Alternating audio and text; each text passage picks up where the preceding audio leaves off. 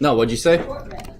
Import random, correct. So the first thing we need to do, I'm recording, is we need import random, right? Now what that does, that is called, who remembers what that's called? Michael, do you remember? Starts with an M. No. They're called modules, right? They're additional things, and like I showed you, so Michael, this would be for you, this is where they're all located. If you go to this PC, local disk, users, your username, so mine is Z Stolte, your guys' would be first dot last name. Once you're in here, you need to make sure that you can view hidden folders. So you go to View up top, go to Options, change folder and search options. View, show hidden folders. You guys don't have to know this for the test. This is just something extra. Then you hit OK, and then you'll see app data pop up. Double click app data, local, programs, Python. You guys will only have Python 3732. I have 3632. Lib with a capital B. And in here are all of the files you can import. So each one of these files contains pre-written code that you can then use. So if we open the random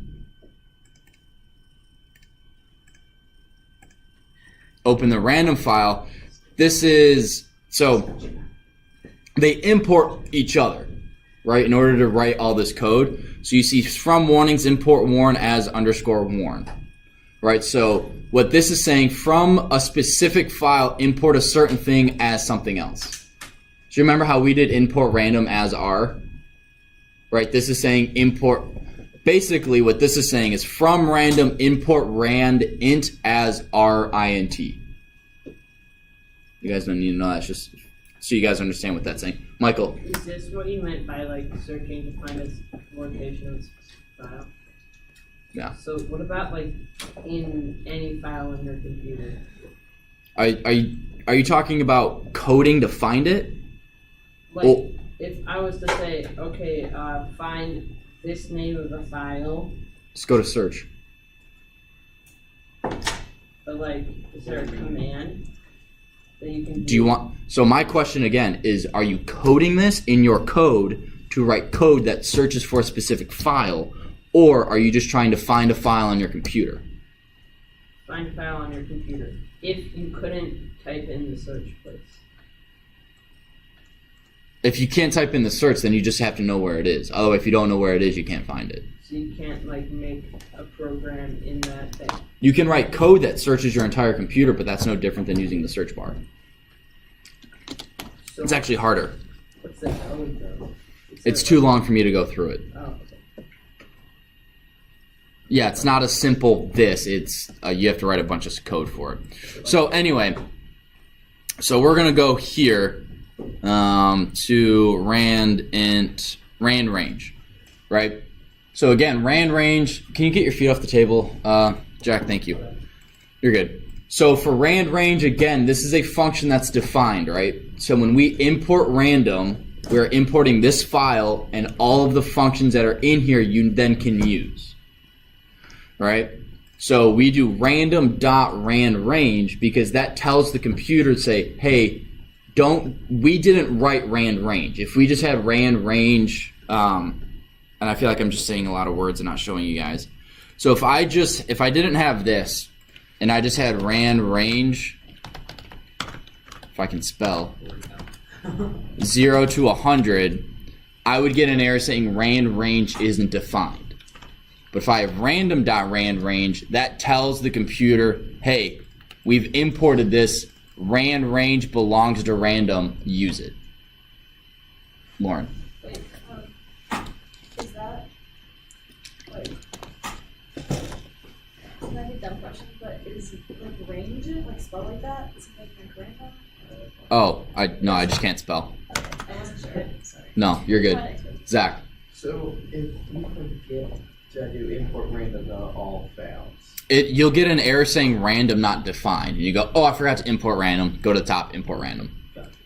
Yeah, so if you don't have this, oh, I forgot to define random, or I forgot to import it.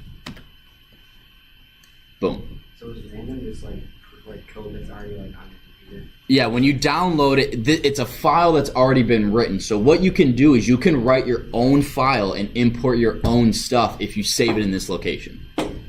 So let's say I have, test one. Import test one, and boom. All the code you wrote for test one will be imported, and you can then use it in other files. Zach, then Michael. So if this is the stuff that just comes standard, why don't they just import all of this by default and then you can Because that's a lot of code to import. If I don't need to import random, why would I import random and put that extra strain in my computer?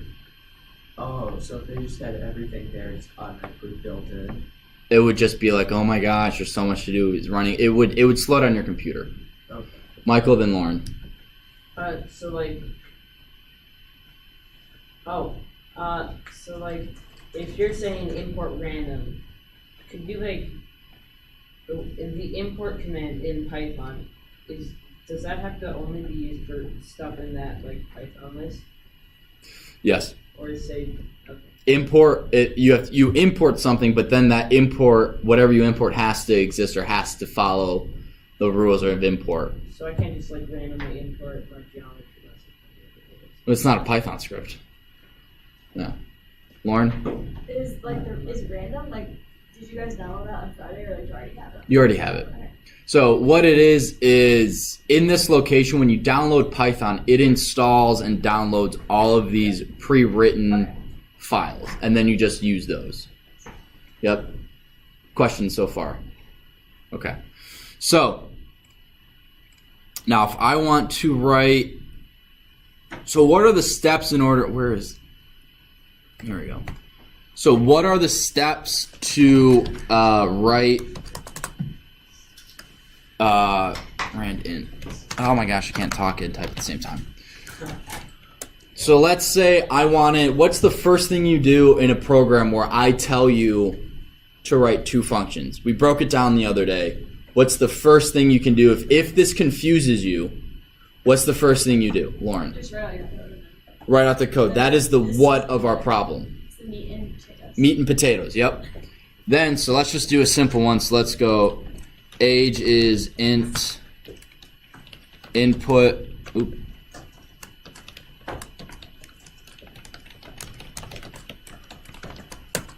name, well, I'll put name first, otherwise that's weird.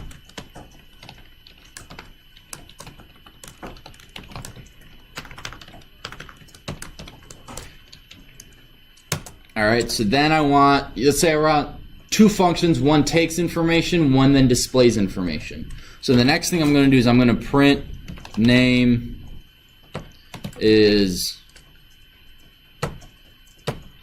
age years old. I'm just going to put hello. Whatever, it doesn't matter.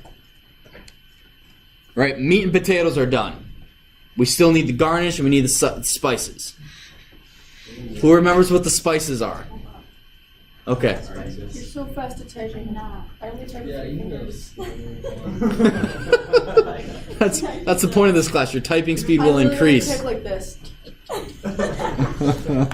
It's not good. Mine did after a semester in college. And just so you know, in college, I had to write all my tests. I handwrote them. I handwrote them. Just kidding. Just kidding. I handwrote them. So then the professor or the TA, whoever, I think he might have typed it in and then printed it and then ran it, or he had it printed out already. But you didn't have a computer for your tests. Yeah. It's a lot easier for me to make sure you guys don't cheat because I can stand right behind you, but it's harder in a lecture hall or when you have 50 people or whatever. Whoever, I don't even remember how many were in my class. 30. And you'll have your own devices, and as I walk by, you can just go clink and change to Alt-Tab. Zach? Can you see everything we're doing? No. These docs? No. You've asked that before. No. Oh, okay. You trying to hide, kid? If you hold Alt-Tab does this. I just didn't do everything.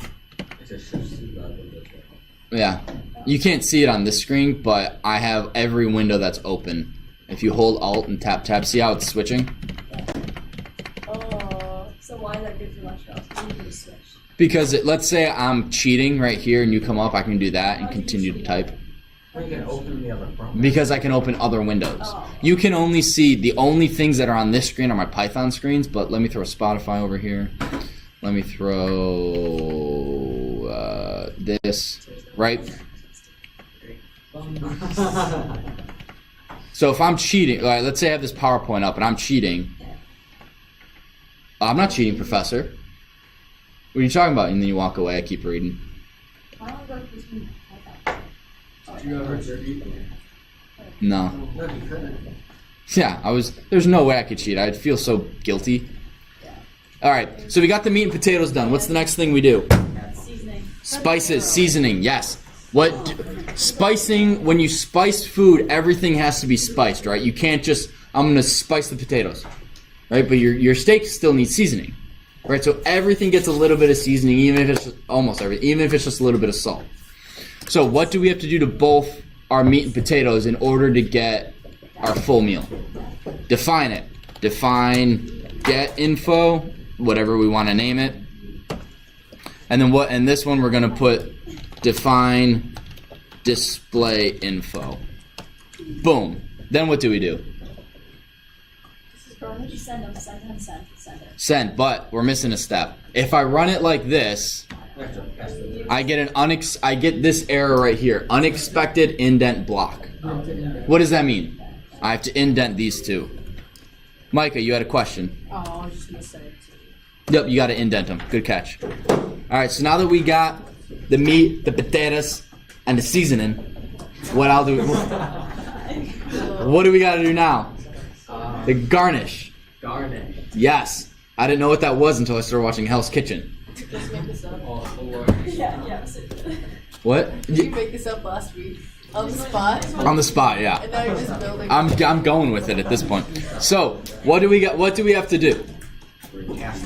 We have to pass the variables. So, or instead of garnish, this is the football analogy. Oh, I like that one better. Okay, so the football analogy, well, the garnish is just tells you, remembers what to do. The football analogy tells you how to do it. You gotta pass the meat and potatoes from the big kitchen. platter onto your From your mouth. Scoop it out of the plate. You gotta scoop it out of the plate onto your plate. Okay, I like it. Zach, or Michael. I realize you can play carnival games with different computer systems. Okay, Michael, this sounds weird. I don't care right now. We're in review. So please stop and pay attention. It just doesn't. So, what do we do now? Who can give me the first thing we do? What are we trying to Say pass? pass variables. Name and age. Name, Say comma. age. Is that how you do it? No. How do you do it? Variable. No, you put return. I don't return. Display. Nope. Oh, Jack, what are you saying back there? Display, Like or this? display info, Yeah. and then it's because it's what you pass. Yes, Jack. Then what? And then parentheses around it. Then what do I do? What's the easiest way to do the next Adam? You can use different variables, but you need to pass these two arguments to display. Correct. Would I recommend doing different variables? No, because that will confuse you. Because it'll also confuse me. So please don't do it. When I'm grading, I want to be not as confused as possible. So what Lauren says, we can just copy this and paste it. So now the QB here knows he's passing information to the receiver, and the receiver knows. What's the very last thing we do? Recall. What are you saying, Soren? You have to put get info. Then recall function. You have to recall the function, yes. If you can do this, you will do pretty well on the quiz, or on the test. If you can write two functions and pass variables in between them, you will do pretty well. The next thing we're going to do is random numbers, right? We're going to go over that. And then everything else will just be stuff you've already been quizzed on. Loops, if statements, couple in there. It's not going to be super, super difficult. The big thing is, can you take everything we've learned and write a couple functions that interact with each other? Michael. I think we said this yesterday or Friday, but something forgot or something. So when you say display info, name age, Mm-hmm. you get info in that function. Up right here. Yeah. Yeah. Shouldn't display in I just realized the answer. Wait, why does that need Yeah, to be I just realized. Why does what need to be where? display underscore info name comma age? Right here? Yeah. Because if I don't have this and I run it, I'm gonna get this error. What's my name? How old are you? Right? What? Nothing. Right. This function never gets called, therefore it never happens. So it's like trigger the next function. Right, you see how this line calls this one? Yeah. In this function, we write so that this function gets called and does its code. Got it. Soren, then Jack, do you have no? Is there any way to like pass a variable within a function but not like call it in that function? Or I'm just like maybe like you want You can make it a global variable. okay. You can pass variable to a function and never use it. Okay. Right? So we could do the movie is input. What's your fave movie?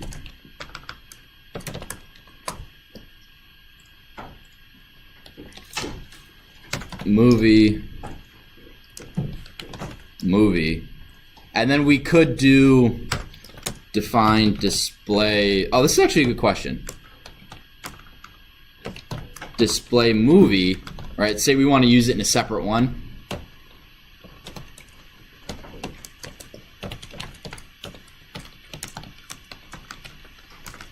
Favorite. Oh my gosh, movie is.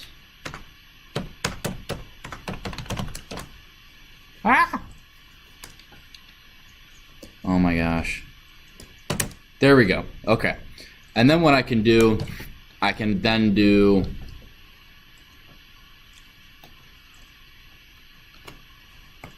it this way, right?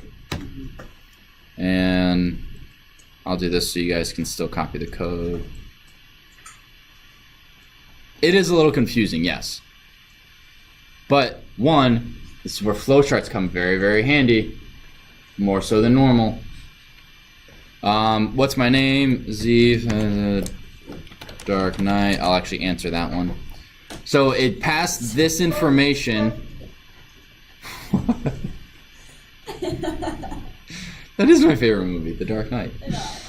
So I take all the information and I pass it all to the display info function. I don't use movie there at all, right? I don't display it at all. But I do take that information, movie, and pass it to this function. So I can do it this way, or I can go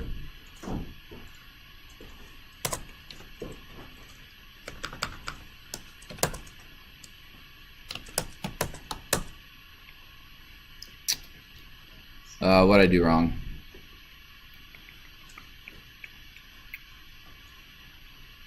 And then I get display movie. You pass it right there. Pass it there. And then Oh, because I'm passing it here.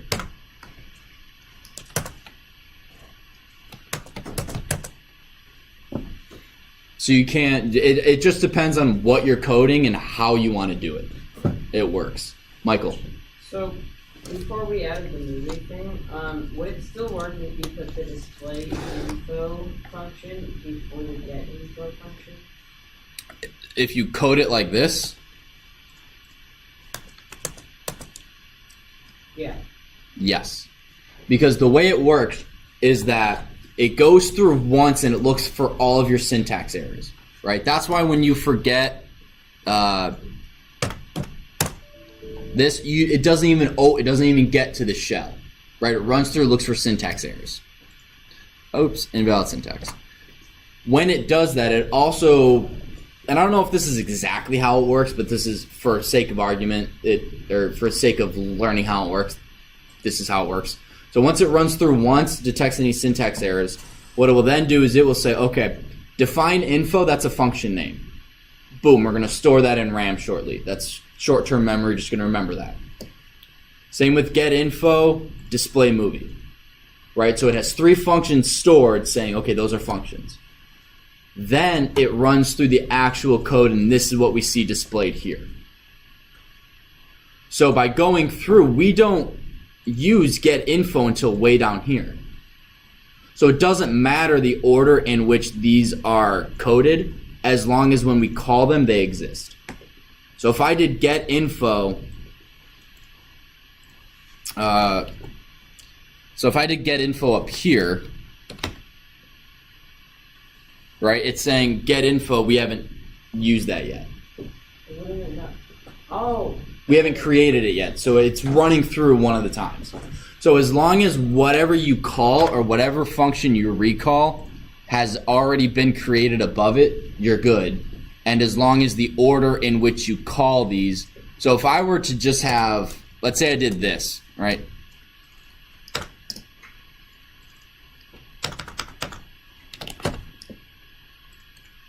And I had, no, that wouldn't work. Never mind, I don't have an example for that. So I thought I did, but once it's created, if I put display movie up here,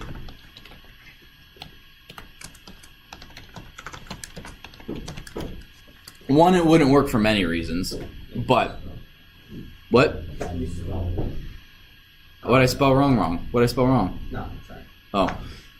It wouldn't go because movie's technically not display, or, actually, no, it is. Display movie hasn't been created yet. So what you want to do is you want to write all of your functions first and then call them at the bottom. Right? It also saves me time from having to go through and find where did you write get info? Where did you put the function name? So, questions so far? Abby? You're sitting there with a smile like you're trying to not laugh. No question. I was just laughing. Okay. Now let me go up and you guys do. So I did make student resources random and functions. So I'll open this.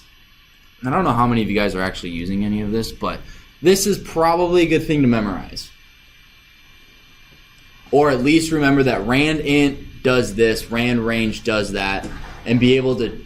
The biggest thing that I could teach you in this class is while you don't necessarily have to memorize what each one of these do, you have to be proficient in figuring it out decently quickly. Right? So let's say I can't remember between random.random and random.uniform. I just can't remember which one they do. And I'm starting to freak out on my test. Oh my gosh, I can't remember. All right, let me just import random real quick, and then I'm gonna go random.rand. What am I doing? Random. Okay, is that it? Okay, so random.random must be the float in between 0 and 1, right? Because if I were to go, okay, that's not the one I'm looking for. Sorry, I worked myself up pretending to be a student being worked up, so I apologize for that. I'm method actor, right? One sec, Jack. And then I would go random.uniform. Oh, nope. So that one needs numbers 1,6. Okay, so that one's going to give me a float number in between A and B, whereas random.random is going to give me a float in between 0 and 1. Right, so being able to figure that out not really quickly, but being able to go, I know I can use random, randint, randrange. I can't remember exactly which ones what they do, but I can figure that out really quickly. I don't care if you guys do this. And I'll show you guys a little cheat. Not a cheat. If you go random and hit tab. Oh, wait, no, I'm sorry. Random.tab. It gives you everything you can use with random. It does that automatically. Wait, what's the? If you hesitate, it shows up. If you hesitate, you can force it to come up with tab. What, Zach? What's the like? It was like start with a W. It was really long and complicated. Yeah, that one. I have no idea. Do it. Alpha, beta. I don't know what that means.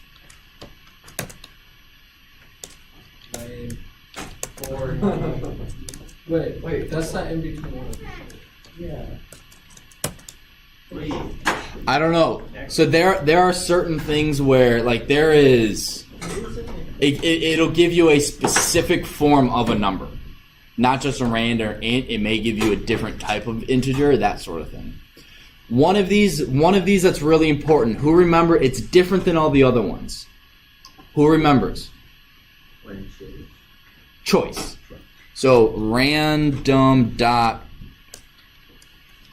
choice. What's different about this one? Strings.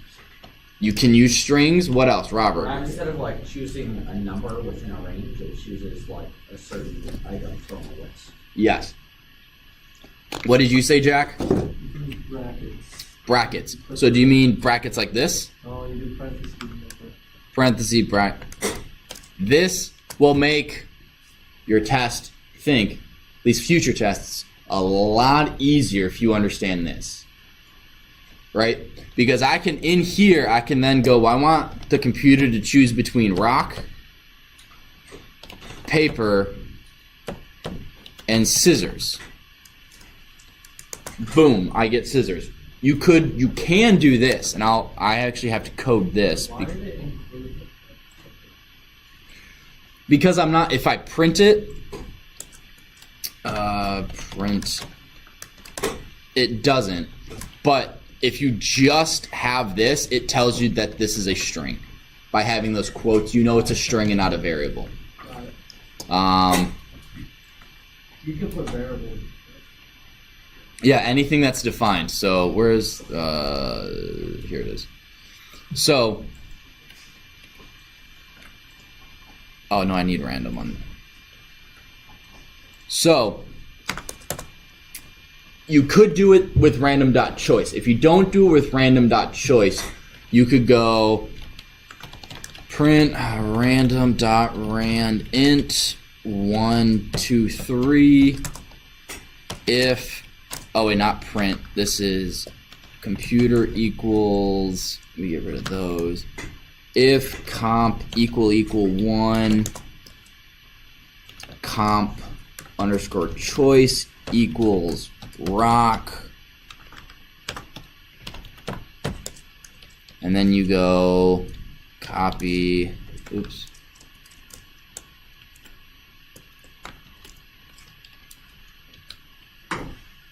sorry, I screwed that up. Elif comp equal 2, or if it equals 3, we'll do elif. This then equals scissors, and this rock. No, it should be paper. Paper, scissors, and then you can go print. The computer chose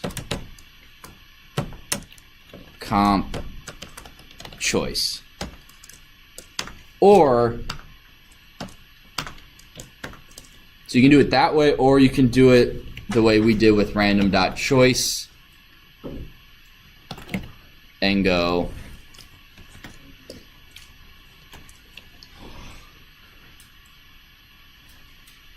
I'll do comp choice 2 comp choice 2 equals,